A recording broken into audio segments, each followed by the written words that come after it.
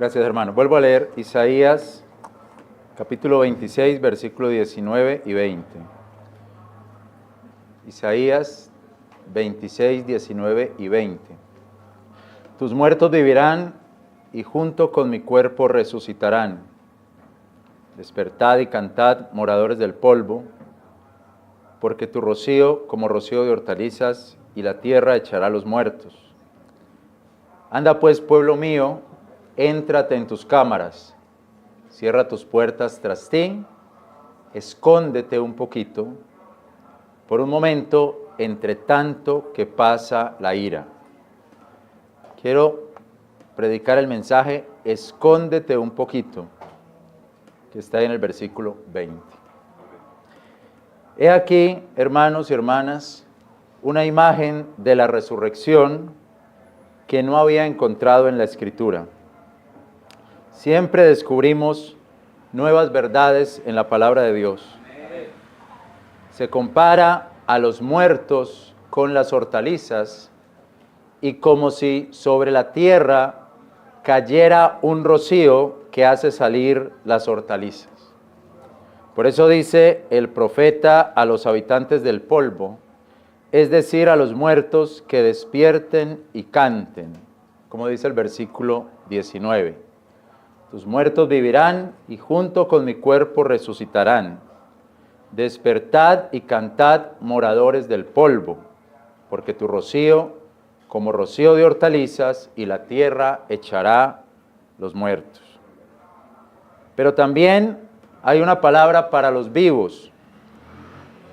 Les pide que esperen, que soporten el tiempo de la ira. Mira el versículo 20.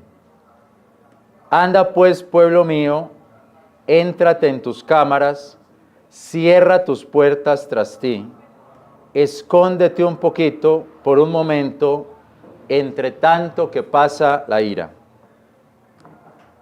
Estos dos versos nos dan un cuadro de un juicio sobre el pueblo que tiene que esperar que pase ese juicio.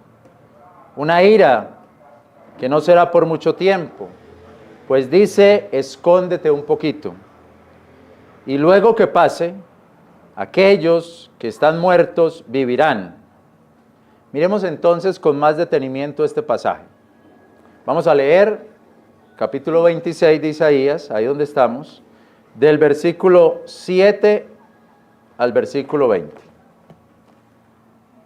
Camino derecho para el justo, tú, recto pesas el camino del justo. Aún en el camino de tus juicios, oh Jehová, te esperamos. A tu nombre y a tu memoria es el deseo del alma. Con mi alma te deseo en la noche, y entre tanto que me durare el espíritu en medio de mí, madrugaré a buscarte. Porque desde que hay juicios tuyos en la tierra, los moradores del mundo aprenden justicia. Alcanzará piedad el impío, no aprenderá justicia. En tierra de rectitud hará iniquidad, y no mirará a la majestad de Jehová. Jehová, por mucho que se levante tu mano, no verán.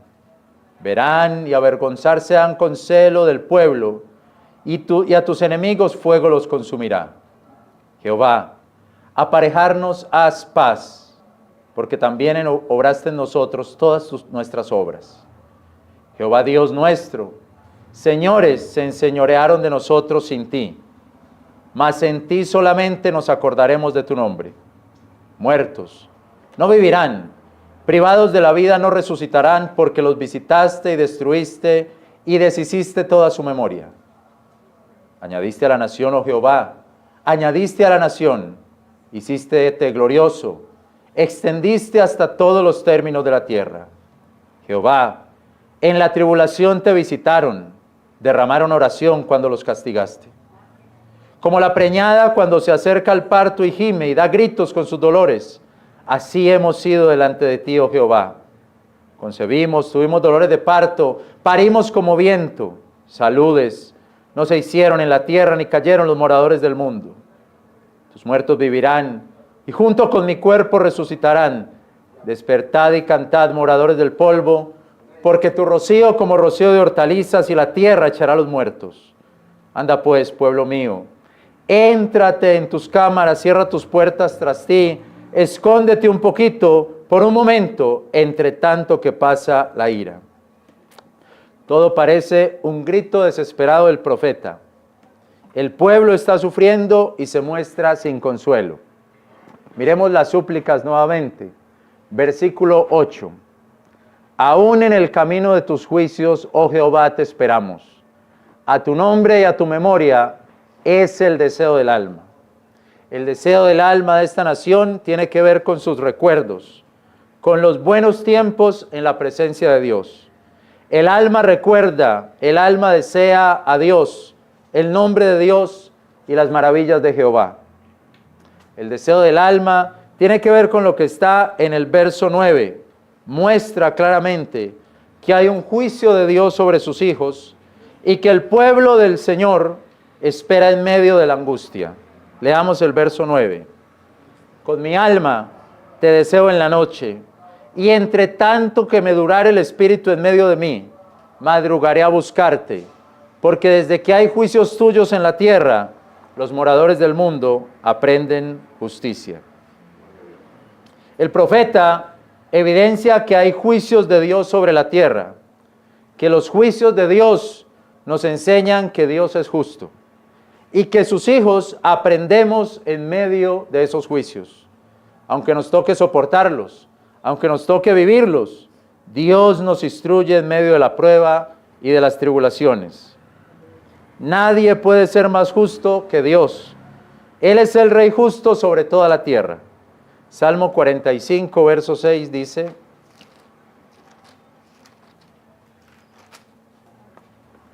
Tu trono, oh Dios, eterno y para siempre, vara de justicia es la vara de tu reino.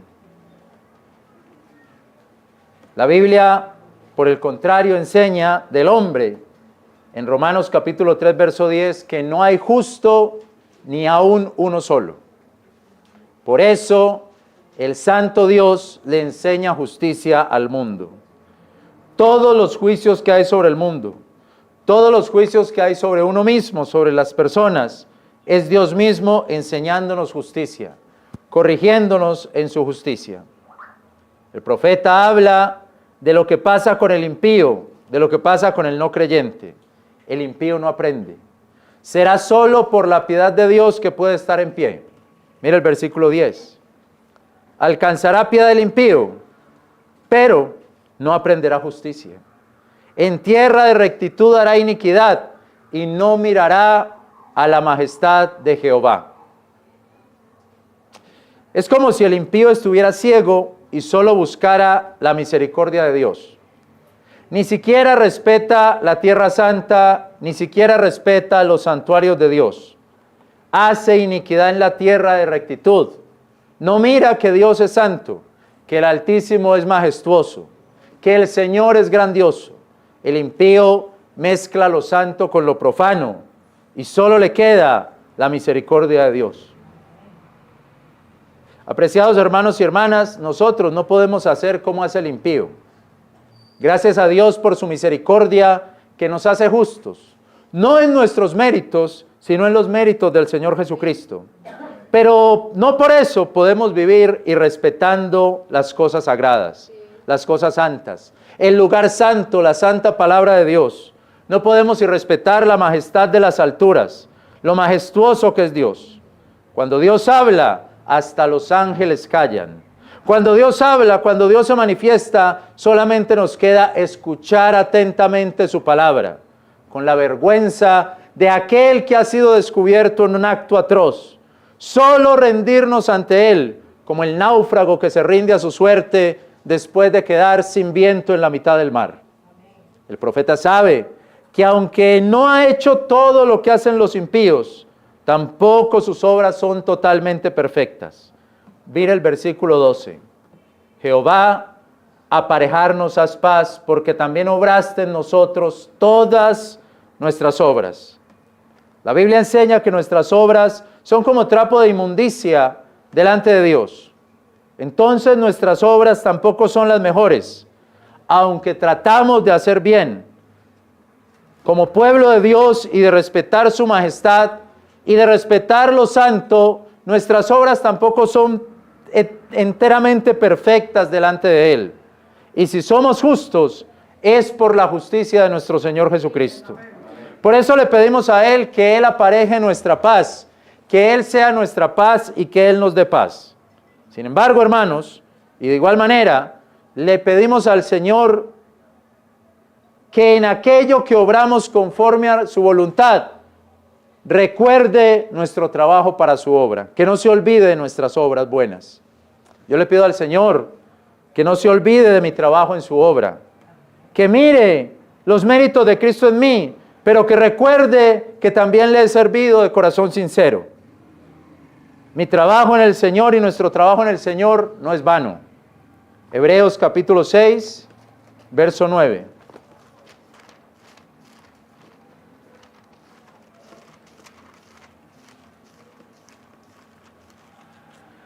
Hebreos capítulo 6, verso 9.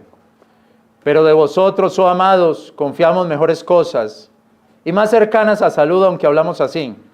Porque Dios no es injusto que se olvide de vuestra obra y del trabajo de amor que habéis mostrado por respeto a su nombre, habiendo ministrado a los santos y ministrándolos aún. Dios no es injusto, Hebreos 6, 9 y 10. Dios no es injusto y también recordará nuestra obra, aunque nuestra obra no sea perfecta delante de Él, Él la recordará. Volvamos a Isaías 26. Si seguimos leyendo este pasaje, advertimos que la nación va sufriendo en medio del castigo. La disciplina tiene que ver con que hay otras personas enseñoreándose sobre el pueblo. Mire Isaías 26, verso 13. Jehová, Dios nuestro, señores se enseñorearon de nosotros sin ti, mas en ti solamente nos acordaremos de tu nombre. Este enseñoreamiento es de personas que no creen en Dios, que no buscan de Dios.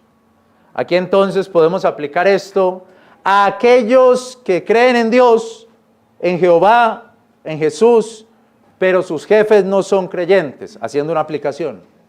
Aquellos que tienen jefes impíos, personas que no temen a Dios.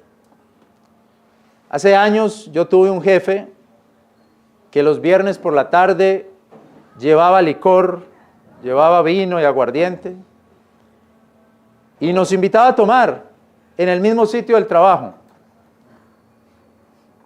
Y en ese momento yo tuve que pararme firme sobre mis convicciones, porque si no iba a terminar ahí embriagándome con estos compañeros de trabajo y con el jefe.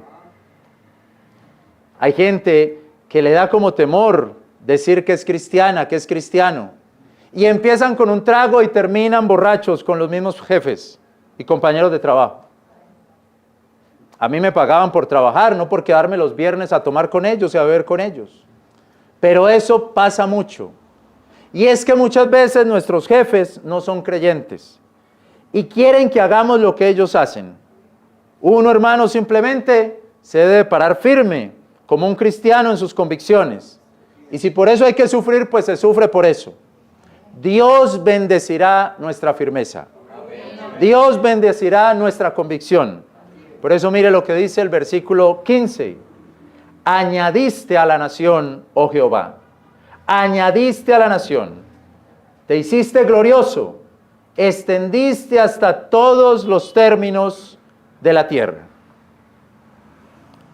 Es Dios mismo quien hace la obra y no nosotros. Nosotros solo debemos de conservar nuestra fe y confiar en Dios y dar testimonio, porque Dios añade, multiplica a su pueblo. Nuestra iglesia, esta iglesia, debe seguir firme en la palabra de Dios. Aún en momentos difíciles, aún en momentos de dificultades económicas, en tiempos de escasez, nuestra iglesia debe seguir parándose firme en la palabra de Dios y en su confianza en Dios. Nos han preguntado varias veces por este local, para un salón social, para una tienda, para un restaurante, para un negocio. Pero aún, hermanos, en tiempos difíciles y sin dinero, Debemos seguir diciendo que este lugar es para las cosas de Dios. Este lugar es para la oración, para la alabanza, para el compañerismo y para el estudio de la palabra de Dios. Y debemos de quedarnos firmes aún en tiempos duros, tiempos difíciles. Yo puedo concluir de esto lo siguiente: un pueblo que permanece confiado en Dios será un pueblo al que Dios multiplica, al que Dios bendice. Por supuesto que Dios mismo nos pasa por etapas difíciles, pero si entendemos que Él es quien nos está enseñando justicia, que es Jesús mismo quien nos está perfeccionando en la fe, entonces, mis hermanos y mis hermanas, permanezcamos en la fe que Él nos enseña, aún a pesar de la tribulación. Romanos capítulo 5, versículo 3.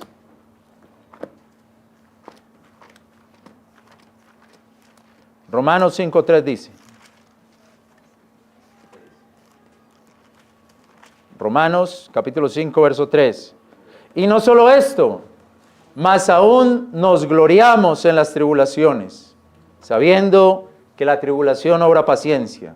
La paciencia, experiencia, y la experiencia, esperanza, y la esperanza no nos avergüenza, porque el amor de Dios está derramado en nuestros corazones por el Espíritu Santo que nos ha sido dado, que nos es dado. No nos avergüenza esperar la paciencia de Dios o esperar pacientemente en Dios. Aún en las tribulaciones y en los momentos difíciles, aún ahí debemos de seguir confiando y esperando en el Señor.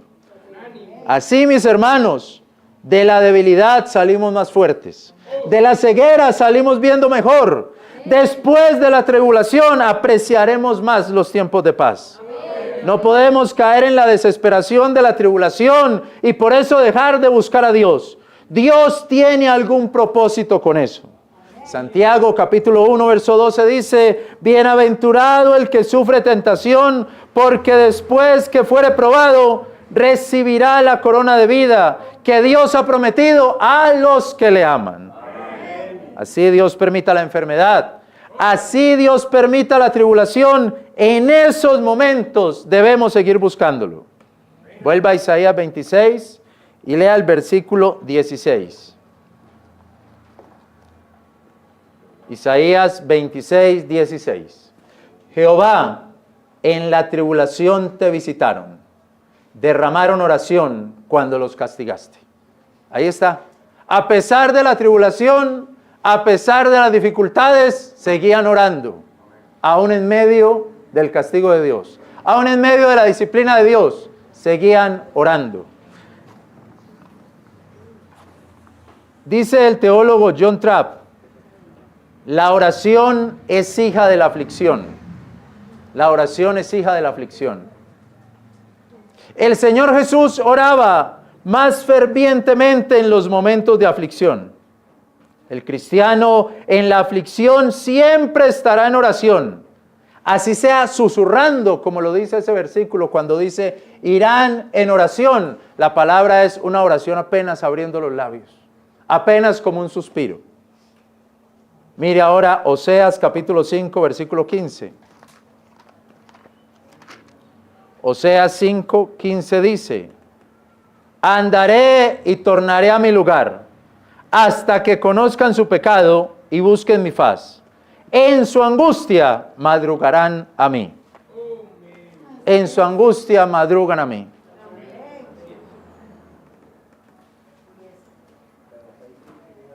Existe la idea en algunos teólogos que cuando murió Lázaro, Marta y María, sus hermanas, que estaban muy afligidas, no enviaron mensajeros físicos, sino que lo que enviaron fue sus angustiadas oraciones. Porque no aparecen esos mensajeros, ni el Señor habla de ellos. Mire Juan 11, 1 al 3.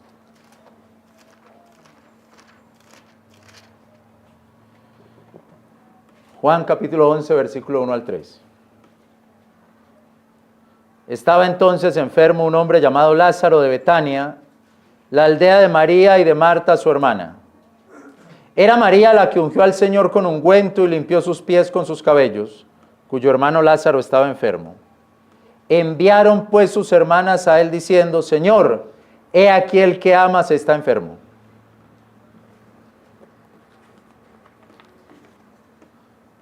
Existe la idea en algunos teólogos que cuando murió Lázaro, Marta y María no enviaron mensajeros físicos, sino que enviaron sus angustiadas oraciones. Nadie los vio y el Señor no habló de ellos.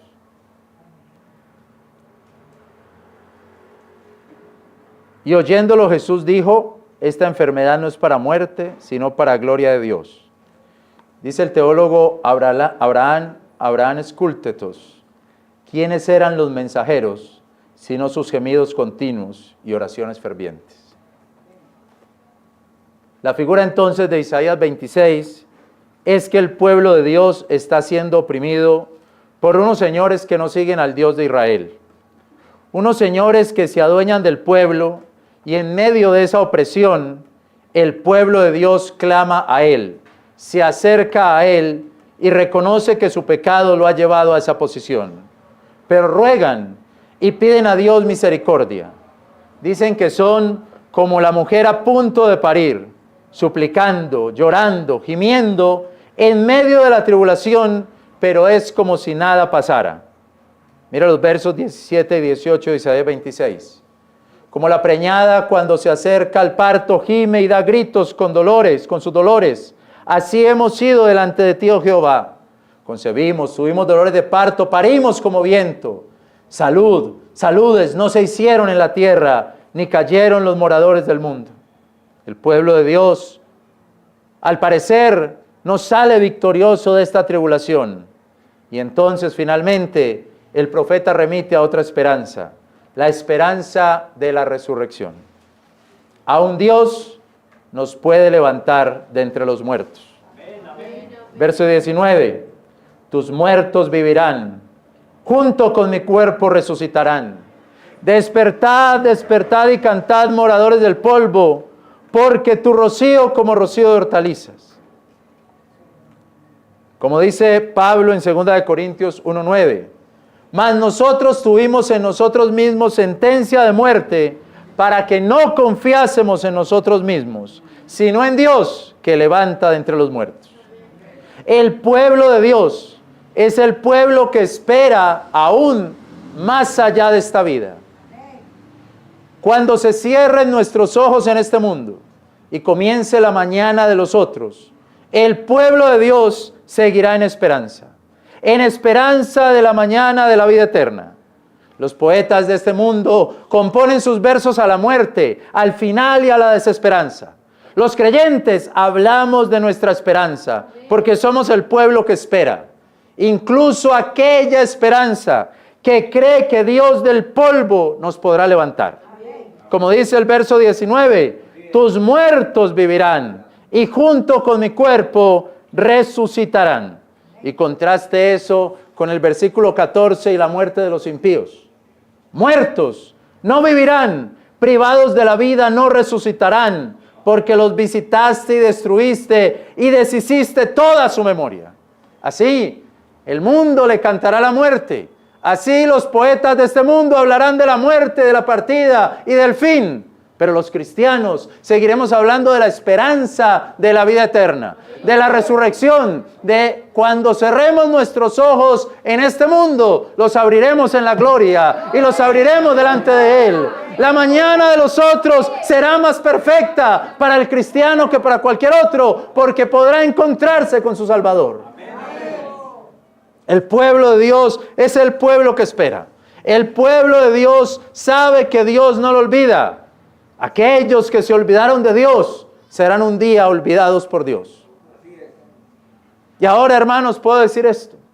Todo este pasaje nos ayuda a vivir nuestra vida cristiana actual, sabiendo que tendremos que pasar por tribulaciones, por problemas, por dificultades, aunque espiritualmente los cristianos ya hemos resucitado. Efesios 5:14 dice, despiértate tú que duermes y levántate de entre los muertos y te alumbrará Cristo. Estamos como resucitados andando entre muertos. Tenemos que pasar por jefes malvados, por personas que nos quieren engañar, por ladrones, embaucadores, acosadores, en medio de homicidas, de personas de mala fe, burladores, engañadores y calumnias. Y así podemos aplicar Isaías 26 a nuestra vida personal. Dios mío, aún en medio de todos estos problemas, sigo confiando en ti. Sigo creyendo que tú ensancharás mi territorio. Dios nos guarda en medio de esta generación. Aunque otros se enseñoreen sobre nosotros, Dios permite las tribulaciones para enseñarnos justicia. Dios da las enfermedades para que le busquemos en oración, así sea solamente suspirando, pero que en nuestros suspiros todavía salga el nombre de Dios. Dios aún lleva nuestra alma hasta la muerte para que le supliquemos desde el fondo de nuestro ser. Isaías 26 ayuda a nuestra vida cristiana. Pero por otro lado, mis hermanos y hermanas, está la interpretación profética. Este pasaje nos enseña que esta escritura está hablando proféticamente de la resurrección de Israel como nación, como pueblo, que pasará por la tribulación que vendrá sobre este mundo. Pero la iglesia no pasará por esa tribulación, porque la iglesia está en Cristo. Israel como nación no está en Cristo. Pero la Biblia dice en primera carta a los Tesalonicenses, capítulo 4, verso 16, los muertos en Cristo resucitarán los primeros. Lo más maravilloso, mis hermanos, es que la iglesia, es que nosotros como iglesia, ya estamos escondidos con Cristo en Dios. Isaías 26, 20 dice, escóndete un poquito mientras pasa la ira. Pero Colosenses capítulo 3, versículo 1 al 3 dice, mas si habéis resucitado con Cristo, buscad lo que es de arriba, donde está Cristo sentado a la diestra de Dios. Poned vuestro corazón en las cosas de arriba, no en las de la tierra, porque estáis muertos y vuestra vida está guardada, está escondida, está guardada, está escondida con Cristo en Dios. Amén. Escóndete un poquito, ya estamos escondidos. Ya estamos escondidos con Cristo en Dios. No pasaremos por ese tiempo que vendrá de ira sobre este mundo, porque ya hemos resucitado con Cristo. Demos gracias al Dios que nos permite pasar por las pruebas para que aprendamos juicio y justicia. Demos la gloria al Dios que nos instruye cuando nos deja en la mitad de la mar de problemas, preocupaciones y enfermedades. Pero demos gloria a aquel que espiritualmente hablando ya nos ha resucitado y estamos juntamente con Cristo en lugares celestiales. El Dios que nos tiene como vivos de entre los muertos. Y demos gracias al Dios que nos tiene escondidos con Cristo en Dios, en su mano, para que no pasemos por esa tribulación, por esa ira que vendrá sobre este mundo. Le damos la gloria a Dios. Amén, mis hermanos. Bendito sea su nombre por siempre. Vamos a orar. Padre nuestro, gracias por tu palabra. Verdadera, real, viva, obra en nuestro ser, que llena nuestra alma.